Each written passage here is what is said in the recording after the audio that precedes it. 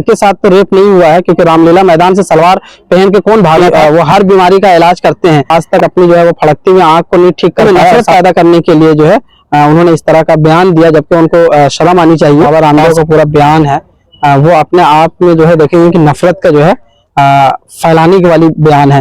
आप मुझे ये दिखाएं कि कितने परसेंट मुस्लिम्स हैं जो रेप करते हैं। हमारे यहाँ इस्लाम में ये साफ साफ कहा गया है कि ज़िना जो है वो हराम है, और ज़िना जो है वो कभी भी एक्सेप्टेबल नहीं होगा। और ये एक बड़ी बात, मतलब मुसलमानों को टारगेट करने के लिए, मुसलमानों जो यहाँ पे जो मेजोरिटी कम्युनिटी है उसको दिल में नफरत पैदा करने के लिए जो है उन्होंने इस तरह का बयान दिया, जबकि उनको शर्म आनी चाहिए। और साथ ही साथ जब देखेंगे कि इससे पहले भी जब क्योंकि वो हर बीमारी का इलाज करते हैं, और मतलब आज तक अपनी जो है वो फड़कती हुई आंख को नहीं ठीक कर पाए। और साथ ही साथ जो है जब रामलीला मैदान से उनसे ये सवाल पूछा जाए कि कहीं उनके साथ तो रेप नहीं हुआ है, क्योंकि रामलीला मैदान से सलवार पहन के कौन भागा था, ये सवाल भी बाबा रामदेव से की जानी चाहिए। वो तो कह रहे नमाज में यही सिखाया जाता है, नमाज पढ़ते हैं उसके बाद निकलते हैं, सब यही पाप करते हैं। नमाज में जो चीज, नमाज को देख के उन्होंने योगा सीखा है।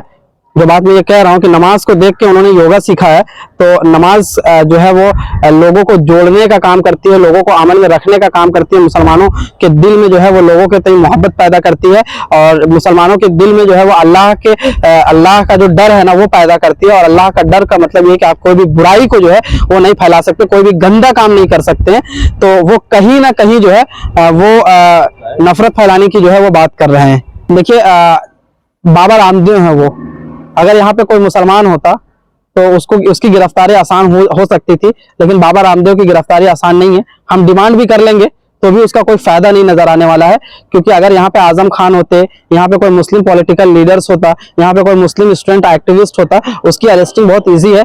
लेकिन कोई भी बगैर उर्दू नाम वाले को अरेस्ट नहीं किया जाता है इस देश में, जो पिछले कुछ साल से हम लोग देख रहे हैं। आपको लग रहा है कि मतलब यहाँ भेदभाव हो रहा है कि गिरफ्तारी करने में हुई? गिरफ्तारी में, केस में आपने देखा नहीं, जब धर्म संसद हो रहे थे, यति नरसिंहानंद जैसे लोग जो गोली मारो के वो लगा रहे हैं स्लोगन, उनमें से किसी की अरेस्टिंग हुई है? तो हम बाबा रामदेव की अरेस्टिंग की क्या ही बात करेंगे, उसकी भी अरेस्टिंग नहीं होनी है, जबकि वो खुद सरकार में है, उनकी सरकार है, और वो सरकार में जो लोग बैठे हुए हैं वो सब उनके भक्त हैं, तो वो क्या उनको अरेस्ट करेंगे? तो ये हमारा बोलना कि उनको गिरफ्तार करो ये भी जो है लॉस जाएगा, इसलिए हम नहीं कहना चाहते। मतलब इस तरह का एविडेंस आप दे दें तो समझ में आता है कि कोई जबरदस्ती किसी हिंदू लड़की को उठा के लेके गए हैं। अगर कोई, जिसको ये लव जिहाद कहते हैं, वो आपस में जो है, अगर कोई लड़का कोई लड़की या कोई लड़का अपने पार्टनर को चुनता है तो उसका राइट्स जो है उसको संविधान देता है। तो आप इसको लव जिहाद कह के ये कह रहे हैं कि मुसलमान जो है वो लड़कियों को लेके जा रहे हैं, ये बिल्कुल सरासर गलत है। जो राइट संविधान दे रहा है, और फिर वही लोग, जब आप जिनको